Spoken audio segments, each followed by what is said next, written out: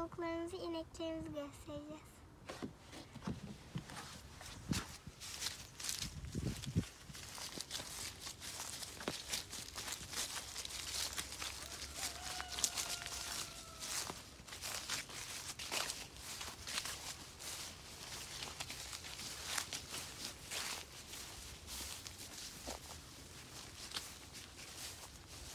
Bu ineğin ismi ne?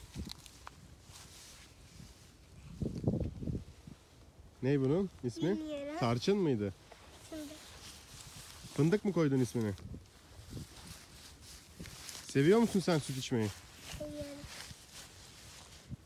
Ne kadar süt içiyorsun? Çok. Her gün bir tane.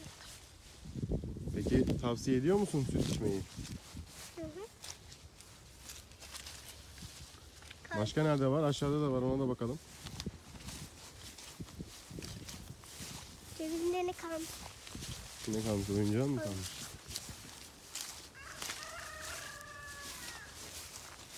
Bir tane batmaz değil mi? Hayır.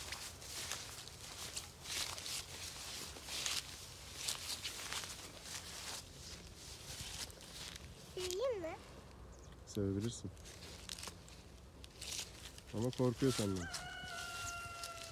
Bunlar da onların yavruları mı? Onları da göster.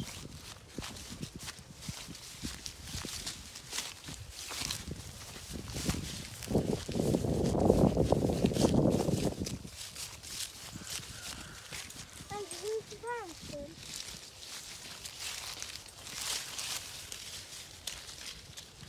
Bunu da göster. He?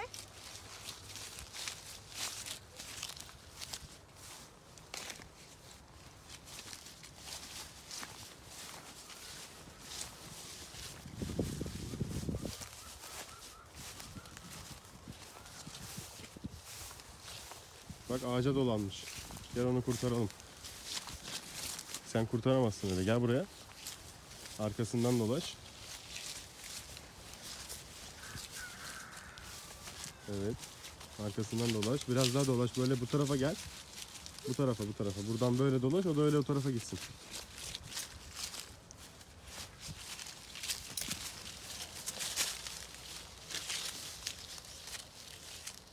Gelme.